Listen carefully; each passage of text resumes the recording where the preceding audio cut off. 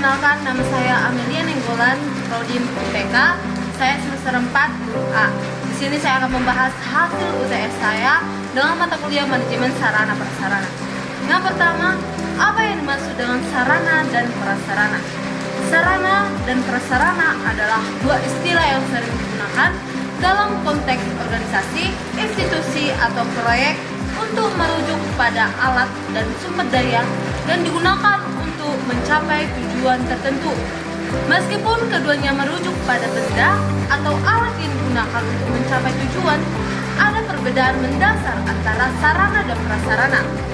Sarana merujuk pada alat langsung yang digunakan untuk mencapai suatu tujuan. Sarana mencakup semua benda yang dapat bergerak dan digunakan secara langsung dalam kegiatan. Contoh sarana termasuk seperti buku, tas, pulpen, komputer, kursi, serta meja. Lalu prasarana merujuk pada alat tidak langsung yang digunakan untuk mendukung atau menyokong sarana dalam mencapai suatu tujuan. Prasarana mencakup sumber daya dan lingkungan yang tidak dapat bergerak atau biasanya memiliki bentuk yang lebih besar dan menetap di suatu tempat. Nah, kalau kayak gitu, apa sih contoh dari prasarana? Nah, contoh dari prasarana termasuk seperti bangunan sekolah atau bangunan kampus, seperti gedung olahraga atau lapangan, kantin, dan perpustakaan, dan masih banyak lagi contoh-contoh dalam prasarana. Yang kedua, soal yang kedua yaitu dalam 2 Timotius 3 ayat 16 dapat disimpulkan definisi manajemen sarana dan prasarana pendidikan Kristen, yaitu merupakan tindakan pengelolaan, pengaturan dalam hal melengkapi fasilitas yang disebut sebagai sarana dan prasarana guna bermanfaat dalam mengajar, memperbaiki perilaku dalam menuju kebenaran yang hakiki berdasarkan iman Kristiani. Lalu yang nomor selanjutnya atau nomor ketiga yaitu prinsip-prinsip manajemen sarana dan prasarana menurut Badal, yaitu di sini saya akan menjelaskan beberapa prinsip, yaitu prinsip yang pertama yaitu pencapaian tujuan. Prinsip pencapaian tujuan yaitu sarana dan prasarana pendidikan di sekolah harus selalu dalam kondisi siap pakai apabila akan didaya gunakan oleh personil sekolah dalam rangka pencapaian tujuan pembelajaran di sekolah. Yang kedua, prinsip efisiensi, yaitu pengadaan sarana dan prasarana di sekolah harus dilakukan melalui perencanaan yang seksama sehingga dapat diadakan sarana dan prasarana pendidikan yang baik dengan harga yang murah. Nah, dengan demikian juga pemakaiannya harus dengan hati-hati sehingga mengurangi segala pemborosan dalam prinsip tersebut. Lalu, yang ketiga, prinsip administratif, yaitu manajemen sarana dan prasarana pendidikan di sekolah harus selalu memperhatikan undang-undang, peraturan, instruksi, dan petunjuk teknis yang atau diberlakukan oleh pihak yang berwenang. Selanjutnya, prinsip kejelasan tanggung jawab. Nah, dalam prinsip kejelasan tanggung jawab yaitu manajemen sarana dan prasarana pendidikan di sekolah harus didelegasikan kepada personel sekolah yang mampu bertanggung jawab.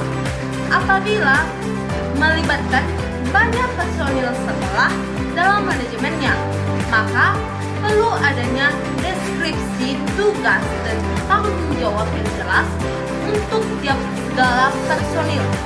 Selanjutnya, prinsip kekohesivan, yaitu manajemen sarana dan prasarana pendidikan di sekolah harus direalisasikan dalam bentuk proses kerja sekolah yang sangat kompak. Lalu, nomor yang selanjutnya yaitu atau soal yang selanjutnya yaitu nomor 4. Di sini dikatakan, jelaskan bagaimana perencanaan dan pengadaan yang ideal bagi sekolah Kristen berdasarkan tuntunan kitab suci. Berdasarkan tuntunan kitab suci. Yang pertama, perencanaan. Dalam pendidikan Kristen, substansi manajemen yang di dalamnya terdapat manajemen sarana dan prasarana, semua aktivitas manajemen selalu didesain dengan perencanaan. Semua aktivitas manajemen selalu didesain dengan perencanaan. Yang idealnya aktivitas perencanaan tersebut tersirat dalam Amsal 24 ayat 6 yang berkata, karena dengan perencanaan engkau dapat berperang dan kemenangan tergantung pada penasihat yang banyak. Secara induktif ditekankan bahwa manajemen sarana dan prasarana pendidikan Kristen berorientasi pada hasil atau kemenangan, dan untuk mencapai target atau hasil yang memerlukan peran konsultan yang sudah piawai dan dapat dikatakan praktisi berpengalaman untuk membantu proses perencanaan sarana dan prasarana pendidikan Kristen, atau disebut dengan penasehat. Selanjutnya yaitu pengadaan.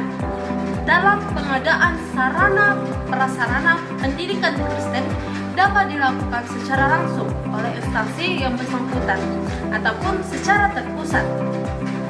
Biasanya pengadaan yang dilaksanakan secara terpusat dilakukan oleh pihak pimpinan.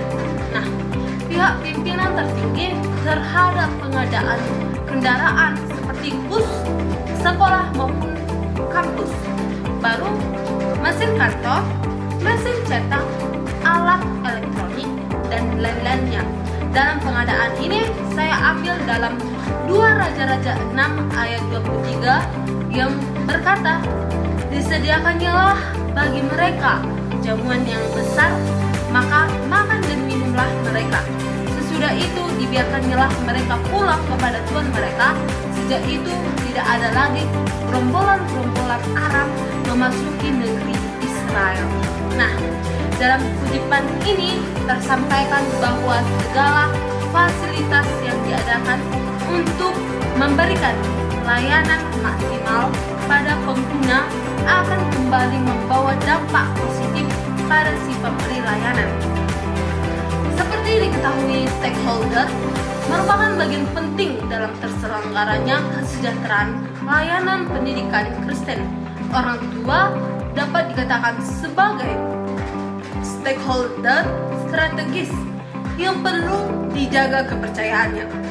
Nah, diketahui sarana dan prasarana pendidikan Kristen yang diberikan kepada siswa menjadi tolak ukur masuknya dukungan dana atau pembiayaan dari stakeholder pada program sekolah, sehingga terbentuk sekolah damai sejahtera dan berkelimpahan.